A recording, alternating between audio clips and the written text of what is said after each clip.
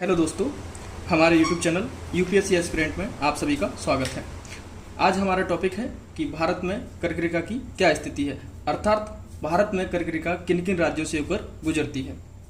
ठीक है, और हम ये भी जानेंगे कि भारत में कर्क रेखा जिन राज्यों से गुजरती है उनकी राजधानियाँ मतलब कौन कौन से राज्य हैं जिनकी राजधानियाँ कर्क रेखा के उत्तर में आती हैं और कौन कौन से राज्य हैं जिनकी राजधानियाँ कर्क रेखा के दक्षिण में आती हैं। ठीक है, तो इन सब बातों को जानने से पहले हम थोड़ा सा ये जान लेते हैं कि जो ग्लोब है यानी कि जो पृथ्वी का पूरा मैप है उस पर कर्क रेखा और भारत की क्या स्थिति है। ठीक है, तो जैसे कि मैं आप सभी को बताता हूँ, ये हमारा पृथ्वी का एक मानचित्र या ग्लोब बना हुआ है जिसमें आप देख पा रहे हैं कि अगर मैं एक 0 डिग्री लाइन खींच दूँ, ठीक है, जिसे विषुवत रेखा बोलते हैं, तो हमारा जो ग्लोब है वो 2 भागों में बढ़ जाता है। ऊपर वाले भाग को उत्तरी गोलार्ध बोलते हैं और नीचे वाले भाग को दक्षिणी गोलार्ध बोलते हैं। ठीक है, और अगर मैं एक 0 डिग्री देशांतर रेखा, ठीक है, जिसको लॉन्गिट्यूड बोलते हैं, खींच दूं, तो अगर 0 डिग्री अक्षांश और 0 डिग्री देशांतर को आधार मानते हुए हम देखें तो भारत की स्थिति कुछ इस प्रकार आती है,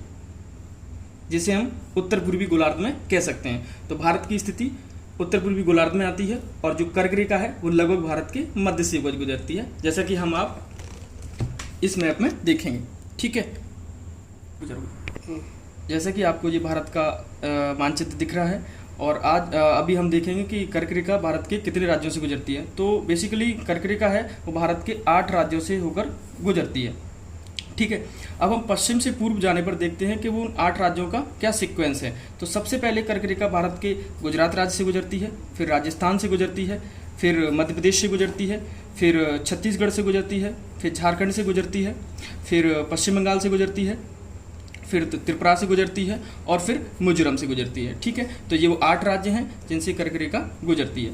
अब हम ये देखेंगे कि जो कर्क रेखा है वो 8 राज्यों से गुजरती है, उन 8 राज्यों में से किस किस राज्य की राजधानी कर्क रेखा से पास में है और किन किन राज्यों की राजधानी कर्क रेखा से दूर में है। और हम ये भी देखेंगे कि कौन कौन सी राजधानियां हैं जो कर्क रेखा के उत्तर में पड़ती हैं और कौन सी राजधानियां हैं जो कर्क रेखा के दक्षिण में पड़ती हैं। ठीक है, तो सबसे पहले अगर हम कर्क रेखा के साथ चलते चलें तो आपको दिखेगा कि जो झारखंड है जिसकी राजधानी रांची है वो कर्क रेखा के सबसे पास में पड़ती है। और अगर दूसरे नंबर पर देखें तो भोपाल अपन को नजर आती है जो मध्य प्रदेश की राजधानी है। ठीक है, तो ये दोनों कर्क रेखा के पास में है। सबसे ज़्यादा पास में रांची, याद रखनी है। ठीक है, अब हम दूर की बात करें कि वो कौन सा राज्य है जिसकी राजधानी कर्क रेखा से सबसे दूर है, तो वो अपन को दिखता है क्या, राजस्थान की राजधानी जयपुर। अगर दूसरे नंबर पर दूर की राजधानी देखें तो वो रायपुर दिखती है जो कि छत्तीसगढ़ की है। ठीक है, ये सब हो जाने के बाद हम एक और चीज़ देखेंगे, जैसे कि मैंने अभी बताया था कि वो कौन कौन से राज्य हैं जिनकी राजधानियाँ कर्क रेखा के उत्तर में पड़ती है। ठीक है, तो जैसे कि आप देख पा रहे होंगे कि जयपुर हो गया, अगरतला हो गया और आइजोल हो गया।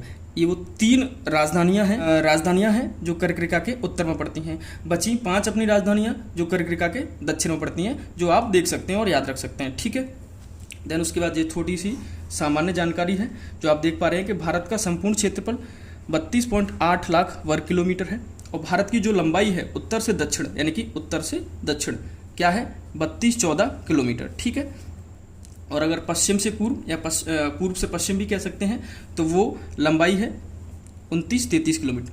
आपको याद करने की अगर मैं थोड़ी सी ट्रिक बताऊं तो ये है, जैसे कि अपन देख सकते हैं कि पहले अपन को लिखना है 1, फिर लिखना है 2 और फिर लिखना है 3 और सबसे लास्ट में लिख देना है 4। तो ये क्या हो गई, नॉर्थ से साउथ भारत की लंबाई। ठीक है, देन इसको याद करने की क्या ट्रिक है, इसको याद करने की ट्रिक है कि सबसे पहले आपको एक 3 लिखना है और फिर दूसरा 3 लिखना है, यानी कि 2 3 लिखना है। इन दोनों का इंटू कर देना है तो 9 हो जाएगा और ये 3 कितने बार हैं, 2 बार। तो ये हो गया अपना पश्चिम से पूर्व भारत की लंबाई। तो ये सब जानकारी मैं आपको इसलिए दे रहा हूँ कि मैं आपको सिर्फ 8 राज्य बता सकता था और ये राजधानियाँ नहीं बताता तो कोई दिक्कत नहीं थी। लेकिन एक्चुअली क्या है, जो यूपीएससी का ट्रेंड है वो बदल रहा है। वो डायरेक्ट आपसे कभी नहीं पूछेगा कि वो कौन कौन से राज्य हैं जिनसे राजधानी मतलब कर्क रेखा गुजरती है। वो आपसे ये जरूर पूछ सकता है कि कौन सा राज्य है जिसकी राजधानी कर्क रेखा से पास है, वो कौन सा राज्य है जिसकी राजधानी कर्क रेखा से दूर है। और जैसे कि अगर मैं एक बात करूँ एग्जाम्पल के तौर पर कि वो कौन सा राज्य है जिसका शहर कर्क रेखा के सबसे पास में पड़ता है, तो वो त्रिपुरा का शहर है उदयपुर नाम का। ठीक है, तो वो इस तरीके से क्वेश्चन यूपीएससी आपसे पूछ सकता है। और अगर आपको ये वीडियो पसंद आया हो तो लाइक करें, शेयर करें, सब्सक्राइब करें, ताकि मैं अगली कोई वीडियो बनाऊंगा तो उसका नोटिफिकेशन आप तक सबसे पहले पहुंच जाएगा। थैंक यू, जय हिंद।